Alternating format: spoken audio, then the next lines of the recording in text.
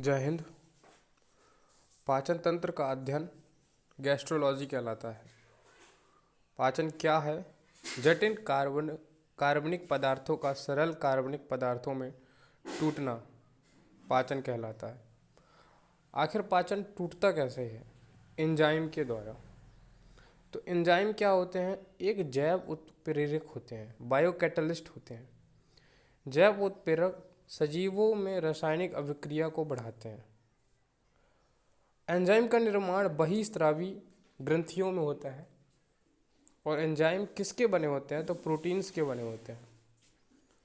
Enzyme का कार्य जो है वह भोजन का पचाना है। अब पाचन के जो अंग होते हैं उनकी बात करते हैं। मुख गुहा मतलब बुकल कैविटी, ग्रसनी, फेरेक्स, ग्रासनी, ओसोफेगस, आमाशय, स्टोमक, गुर्दा, किडनी, मलाशय और बड़ी आंत और छोटी आंत। मुख गुहा से शुरू करते हैं। मुख गुहा में सबसे पहले लार की बात। निर्माण लार ग्रंथि से होता है। लार का जो निर्माण होता है वो लार ग्रंथि से होता है। लार ग्रंथि 6 होती हैं, जोड़े में 3 होती हैं। तो कौन सी लार ग्रंथि है? जो सबसे बड़ी लार ग्रंथि है वो एक पैरोटिड ग्रंथि है। सबसे बड़ी लार ग्रंथि जो कान के पास होती है। लार एक दिन में 1.5 लीटर तक निकलता है। और लार का जो पीएच वैल्यू होता है वो होता है 6.8। लार में टाइलिन या एमालेज एंजाइम होता है।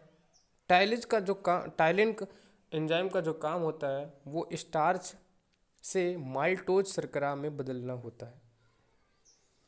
लाइसोजाइन एंजाइम का कार्य होता है सूक्ष्म जीव को मारना। यह एंजाइम लाइसोजाइन एंजाइम आंसू व पसीनों में भी पाया जाता है।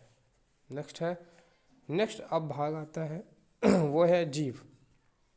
जीव एक मायोजेनिक पेशीय अंग है, मतलब मायोजेनिक है। जीव में स्वाद कलिकाएं पाई जाती हैं। 2000 से 8000 तक स्वाद कलिकाएं पाई जाती हैं। जीव का अंदर अध्ययन ग्लोसोलॉजी कहलाता है। जीव का अध्ययन ग्लोसोलॉजी कहलाता है। और जीव में जब सूजन हो जाता है उसे हम ग्लोसाइटिस कहते हैं। नेक्स्ट है जीव के अग्र भाग से मीठा स्वाद मिलता है और पीछे भाग से कड़वा स्वाद मिलता है। अगल बगल से खट्टा या नमकीन स्वाद मिलता है और मध्य से कोई स्वाद नहीं मिलता। अब बात करते हैं तीसरे भाग की, दांत। दांत का अध्ययन ओडोंटोलॉजी कहलाता है, डेंटोलॉजी कहलाता है। ओडोंटोलॉजी या फिर डेंटोलॉजी। दांत में कौन से तत्व होते हैं? तो कैल्शियम होता है जो कि मजबूत करने का काम करता है। और फास्फोरस होता है जो कि नमक चमक देने का काम करता है। दांत कैल्शियम फास्फोरेट से बने होते हैं, CA3PO4 2। तो दांतों में जो प्रोटीन होता है वो डेंटिन प्रोटीन होता है। दांत के ऊपरी भाग को इनेमल कहते हैं। शरीर का जो सबसे कठोरतम भाग कहलाता है। दांत के 4 प्रकार होते हैं। कृदनक, इंसीजर जो कि 8 होते हैं। भोजन को जो काटना होता है वो कृदनक से काटते हैं, सामने वाले दांत। रदनक मतलब कैनाइन जो कि 4 होते हैं, भोजन को चीरने का काम करते हैं। और तीसरा अर्घ चवर्णक मतलब प्रीमोलर, 8 होते हैं जो। और चवर्णक मोलर जो कि 32 होते हैं। तो प्रीमोलर और मोलर भोजन को बारीक पीसने का काम करते हैं। दांतों की संख्या बच्चों में 20 होती है, किशोर में 28 होती है और वयस्क में 32 होती है। दूध के दांत जो हैं वो अस्थायी दांत होते हैं और स्थायी जो कि 20 होते हैं।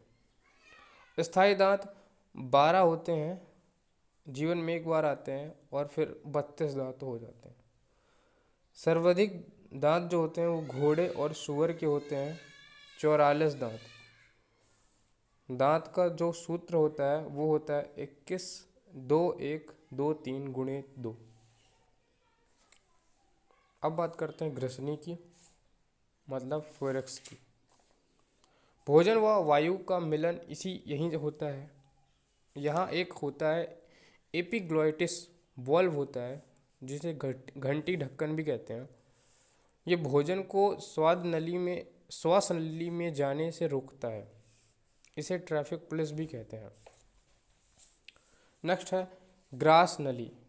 क्रमानुकुंचन क्रमानुकुंचन गति से भोजन फिसलकर आमाशय में जाता है ग्रास नली से।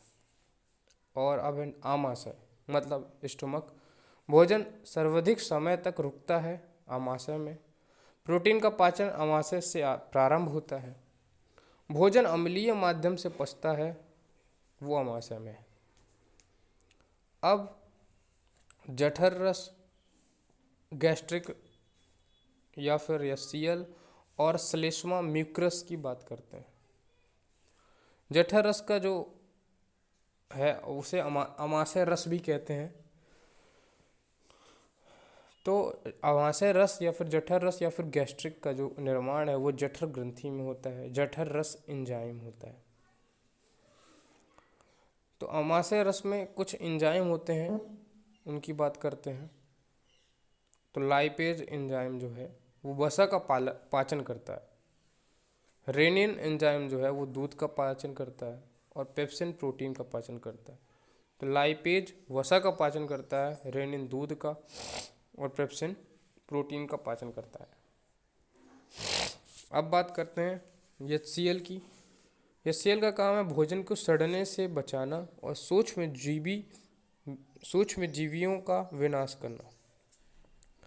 अब तीसरा जो है वो रस है पेट का, श्लेष्मा म्यूकस। ये आमाशय में जब एचसीएल बढ़ जाता है अधिक, उससे बचाता है। अब बात करते हैं छोटी आंत की। छोटी आंत की जो लंबाई होती है वो 21 फीट या फिर 7 मीटर होती है। भोजन का जो पूर्ण पाचन वो छोटी आंत में ही होता है। भोजन सबसे ज़्यादा अवशोषण होता है जो छोटी आंत में होता है। छोटी आंत में कुछ रस बनते हैं जो कि पित्त रस हो गया।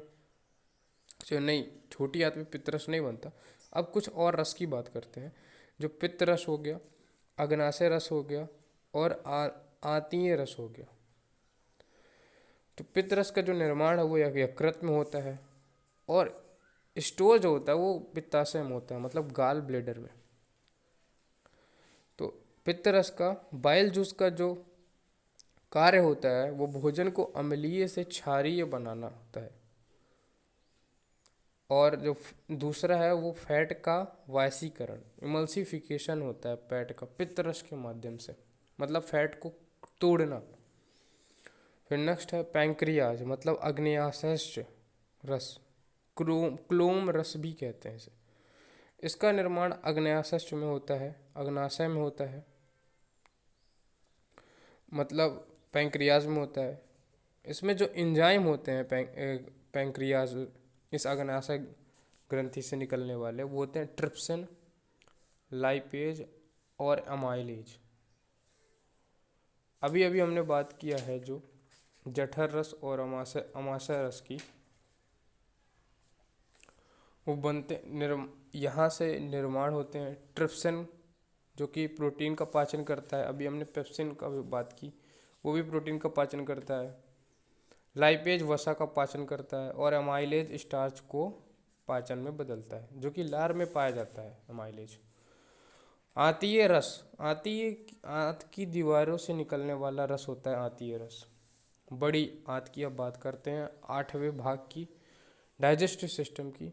तो बड़ी आंत की जो लंबाई होती है वो 6 फीट, छोटी आंत की लंबाई 21 फीट 7 मीटर, बड़ी आंत की लंबाई होती है 6 फीट या 1.5 मीटर। भोजन का पाचन नहीं होता है बड़ी आंत में। यहाँ सिर्फ पानी का अवशोषण होता है और विटामिन का अवशोषण होता है। तो कौन से विटामिन? विटामिन के और विटामिन 12। यह एक अंतिम व चौड़ा भाग है जिसे हम मलाशय कहते हैं। मलाशय का है अंतिम या चौड़ा भाग।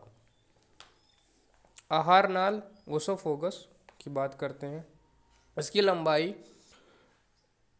आहार नाल मतलब ओसोफोगस नहीं होता है, पूरा आहार नाल 32 फीट या 10 मीटर होता है। 32 फीट या फिर 10 मीटर होता है। मुख से अमाशय तक का भाग, मलाशय का भाग, मुख से लेके मलाशय तक भाग, मतलब ऊपर से पूरा नीचे तक का जो भाग है उसे कहते हैं आहार नाल। सबसे लंबा जो भाग होता है वो होता है छोटी आंत का, क्योंकि 21 फीट और 7 मीटर है ये। सबसे चौड़ा भाग जो होता है वो होता है अमाशय का। सबसे चौड़ा भाग अमाशय का होता है, मतलब कि स्टोमक का। अब कुछ फैक्ट की बात करते हैं। अमाशय में जो पचित भोजन होता है उसे हम काइम कहते हैं। छोटी आंत में जो पचित भोजन भोजन होता है वो उसे हम काइल कहते हैं। काइल में मल और जल होता है।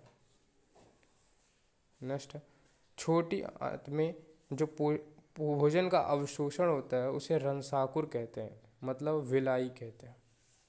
छोटी आंत में भोजन भोजन का जो अवशोषण होता है उसे हम रंसाकुर कहते हैं। जो मुख में जो पचता है भोजन उसे हम बोलस कहते हैं। मुख में पचा हुआ भोजन को हम बोलस कहते हैं। और पूर्ण पाचन रस जो है उसे हम अग्नाशय रस भी कहते हैं या फिर क्लोम रस भी कहते हैं। जब खाना पूरा पच जाता है तो उसे हम अग्नाशय रस या क्लोम रस कहते हैं। तो इसमें ट्रिप्सिन होता है, लाइपेज होता है, माइलेज होता है। पशु के अमाशय का जो सबसे बड़ा भाग होता है वो रोमेन होता है, रोमेन। और मुख से आंशिक पाचन होता है स्टार्च का। मुख में आंशिक पाचन किसका होता है, मतलब मुख में ही उसका पाचन हो जाता है, तो वो होता है स्टार्च का। स्टार्च से ग्लाइकोजन में बदला जाता है किस किस एंजाइम के द्वारा, तो एमाइलेज के द्वारा, टाइलिन के द्वारा। एमाइलेज नहीं, टाइलिन।